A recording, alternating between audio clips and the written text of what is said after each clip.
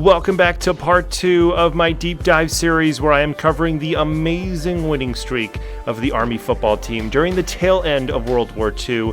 This part I'm going to be covering the 1945 season. Now the 1945 season was really interesting because it started just about a month and a half after World War II ended, and I'll make note of a lot of the changes that were happening during this season. There was also some changes happening just before the season. I'll make note of those as we go on here. But just before I get back into the series, make sure that you subscribe to the channel, please, and ring the bell so you can get updates on when I'm going to be dropping the next part in this series. But just to give you a quick recap of what happened in 1944, yeah, they went undefeated. They pretty much dominated everyone. They had no trouble with anyone in that season. Glenn Davis ran all over the field. Doc Blanchard ran all over the field as well, but he was still getting used to the offense. He'll get a lot better this season. Coming into this season, though, they lost some players, like they lost one of their quarterbacks, Doug Kenna, and they lost their team captain and also one of their quarterbacks as well, Tom Lombardo. But even though the team was losing some great talent, they were getting some great talent. One of those was getting Joe Steffi. He was from Tennessee, and he went to the Rose Bowl in January of 1945. And instead of being potentially shipped off, he went to West Point. Along with Steffi increasing their line, they also got another player from the South to make their amazing backfield just a little bit better. The new addition was from Mississippi State, and it was halfback Tom "Shorty" McWilliams, who was not a short halfback at all, as he was 6'3", but he was given that name as a joke. On the field, though, he wasn't a joke at all. As he was so good in 1944 with Mississippi State, he got some Heisman votes. Hickman managed to talk McWilliams into coming to West Point with a ton of talent, and coming into 1945, the backfield would have a new quarterback in Arnold Tucker. He was going to be running the offense, and he could hand off to now either Blanchard, Davis, or McWilliams, 3 Heisman contenders in the same backfield. But before the 1945 season could start, the war ended, as Japan would surrender finally in August, and with Germany's surrender a few months before that, this allowed college-age men to not have to worry about fighting overseas. Another thing it did was end some of these service teams and also have some of these men that were on campus either come back home or potentially go to another school. But Army would start the 1945 season versus a service team, the Army Air Force squad that was made up of former college and professional players. Along with most of the starters having pro football experience, they were also bigger and older. The Army Air Force squad didn't really play a full schedule, and this team was mostly put together hastily in the summer, so they figured playing football was a good idea, so why not start it with the best team in the nation? They all knew how good Blake's Army team was, and it showed quickly, with Glenn Davis sprinting past everyone for an 85-yard touchdown to start. Then Davis would score again in the second quarter on a 45-yard run, and again he scored both of these touchdowns running on the outside, further promoting his nickname. Davis would also help on another score as he threw a touchdown pass in the second half to Mr. Inside, Mr. Blanchard, for his only touchdown of the game. Meanwhile, Army's new running back Shorty McWilliams scored in the second half and proved he was another weapon on the team. The Army Air Force squad didn't really have a coach, and again this was just a makeshift squad, so they didn't really do much in this game. They only had 45 yards rushing, and they only got to the Army 32-yard line, losing 32-0, and Army started this season with now a 10-game winning streak.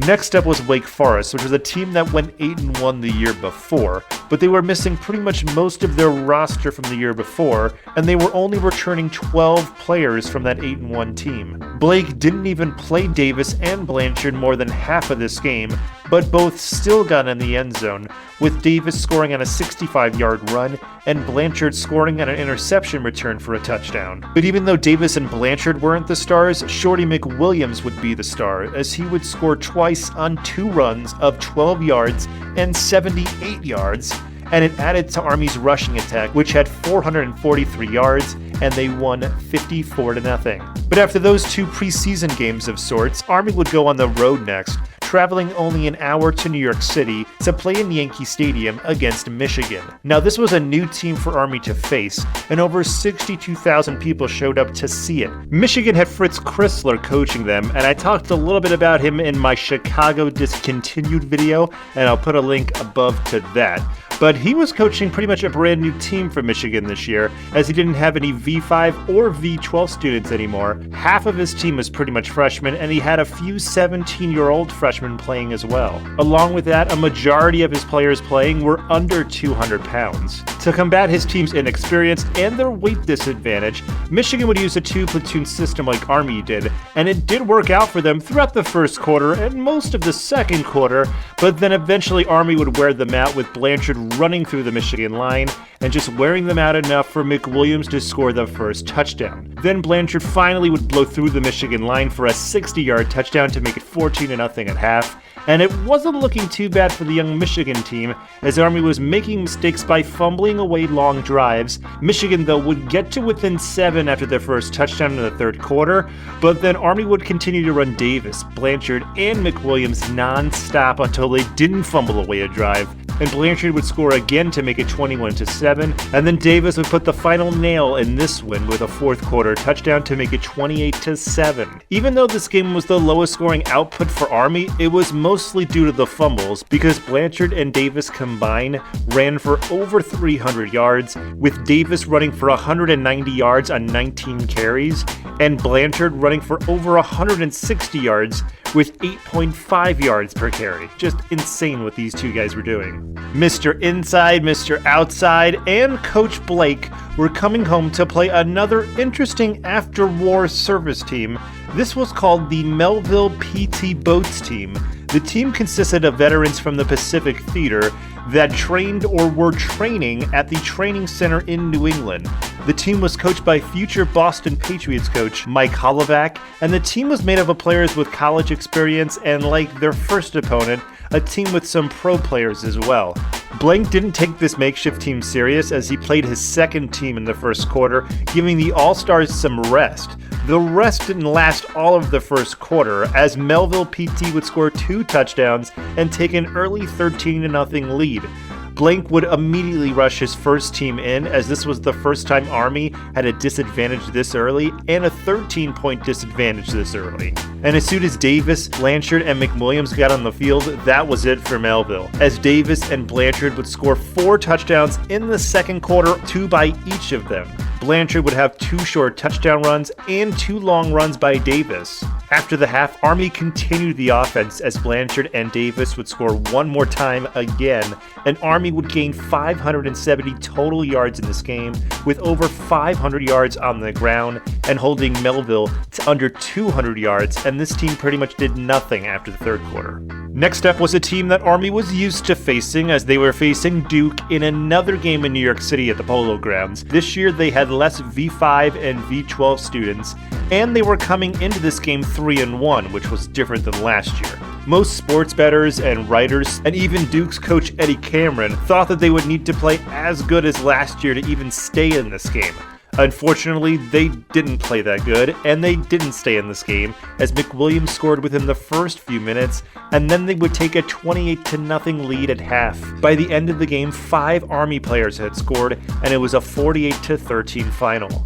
Davis scored on a short touchdown run and also threw a touchdown pass to Blanchard in the second half, and Blanchard would score on a touchdown pass and also a 36-yard run. This team still managed to run for 594 yards and pass for over 190 yards, which is, again, insane. And after that insane game, they would be ranked number 1 in the nation, and they would also gain the nickname they are now called, the Black Knights, due to their dark jerseys by the New York Sun newspaper. The next week, Army would play Villanova, but Blank would again treat Nova the same way he did last year by not attending the game, and again, instead, he went to the Notre Dame Navy game, and again, he left Andy Gustafson behind to coach the team. Villanova this year did have some V12 players remaining, but unfortunately, many of those players had injuries by this point of the season, so their depth was an issue in this game. And by telling you that, you could probably expect what happened in this game, as Davis and Blanchard were starting, and they scored 4 touchdowns in the first quarter.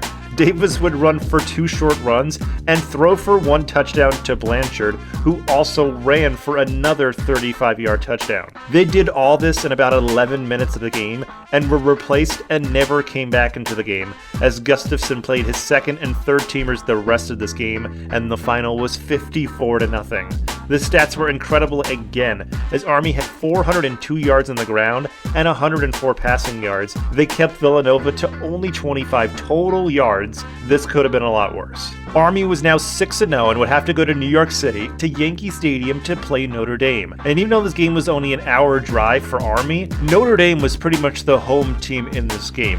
This was due to tons of Irish Americans living in New York City, and Notre Dame fans were at this game in full force, as this game had over 74,000 fans show up. Notre Dame this year was young, and they had a new coach again, as Hugh DeVore, a former Notre Dame player, came in to coach and was coaching a younger Notre Dame team that wouldn't get their Heisman talent back until the next year.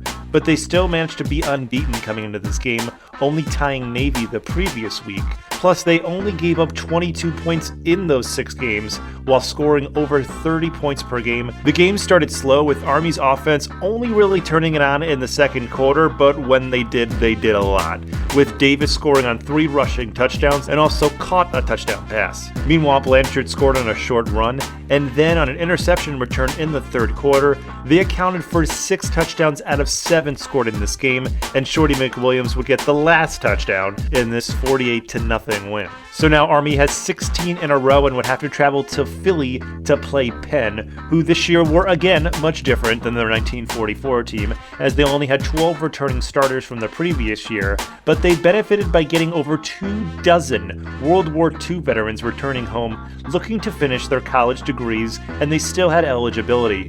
One of these players that Penn managed to snag was a future football great in Chuck Benderek. The legendary two-way player in the NFL was one of those World War II veterans playing on this team and led Penn to a 5-1 record and a number 6 ranking. Penn's only loss was to Navy, but it was by 7 points. So like Notre Dame, Penn was coming close in their loss to Navy and showed to sports writers that Penn maybe had a chance versus Army? Maybe? Well, unfortunately that wasn't the case, and it showed pretty early, as Army had over 520 yards of total offense.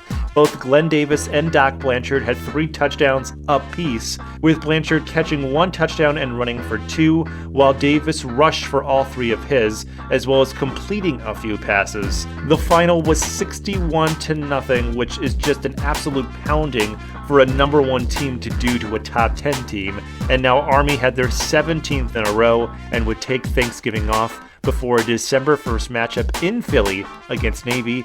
Navy and Army in 1945 was set up to be the best and the biggest game of the year, and maybe of the 20th century. This was the first time that the game was played in Philly since the war broke out, and it would be played at the enormous Philadelphia Municipal Stadium. The stadium was capable of seating 100,000 spectators. This game would have over 100,000 fans in attendance, as well as the president, Harry Truman. Navy was coming into this game unbeaten at 7-0-1, with 3 shutouts and never giving up more than 7 points in any of their games. The game was looking to be a battle, as Navy had an offensive and defensive line averaging over 200 pounds and was bigger than Army's line. The game, however, started quick and was over before Harry Truman could switch sides, which is usually what the president does. He sits on one side in the first half and then switches over in the second half. Unfortunately, it didn't really matter, because Army would score in their first drive by Blanchard, who would score again a few minutes later, followed by Davis on the next possession, and Army was up 20-0.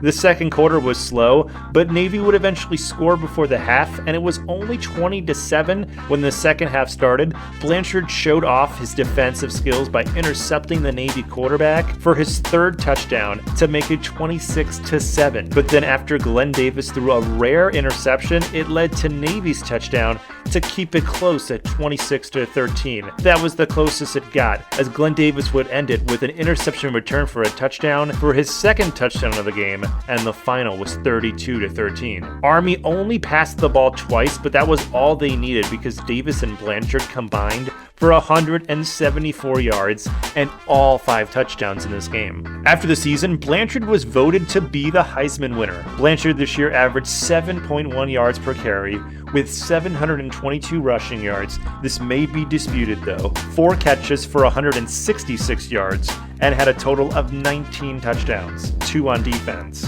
Meanwhile, Glenn Davis could have won the Heisman too because he was the leading rusher on the team with over 900 rushing yards, plus he had 18 touchdowns. Both Davis and Blanchard were consensus All-Americans, along with most of their linemen, 4 of them in fact being Tex Coulter, Jack Green, Al Nemitz, and Hank Foldberg. This gave Army more than half of the All-American team, as again, only 11 were picked, and Army had 6 of them. But after the season, it was clear that the war was over, and also some cadets were looking for a way out of the academy, since the only reason they were going to the academy was to avoid war, and there was no war anymore. One of those players looking to leave was Shorty McWilliams. He was the 3rd leading rusher on the team in 1945, and averaged 8 yards per carry with 8 touchdowns. But now that the war was over, he was looking to go back to Mississippi State.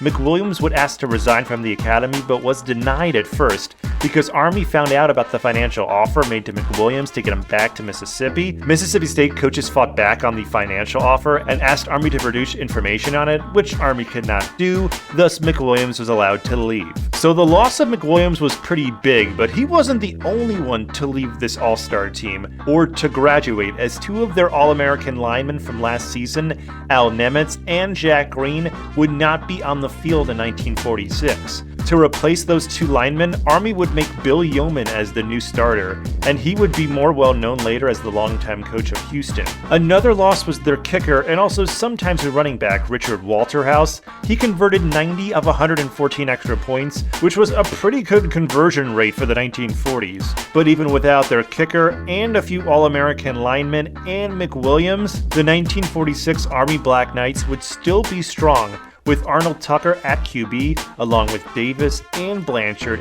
and a strong line that still had 3 All-Americans on it. But I won't be getting to the 1946 season and the future just yet. That will be in part 3. So if you want to make sure you don't miss part 3, make sure you subscribe below and ring the bell as well. Also, make sure you check me out on Patreon, patreon.com/wrongsports. I'm going to be putting up exclusive content there in the future, and check me out on Twitter at SportsWrong. And of course, make sure you like this video and share this video with your friends. And guys, thank you so much for hanging out with me, and have a fantastic rest of your day, and look out for part 3 coming out next week.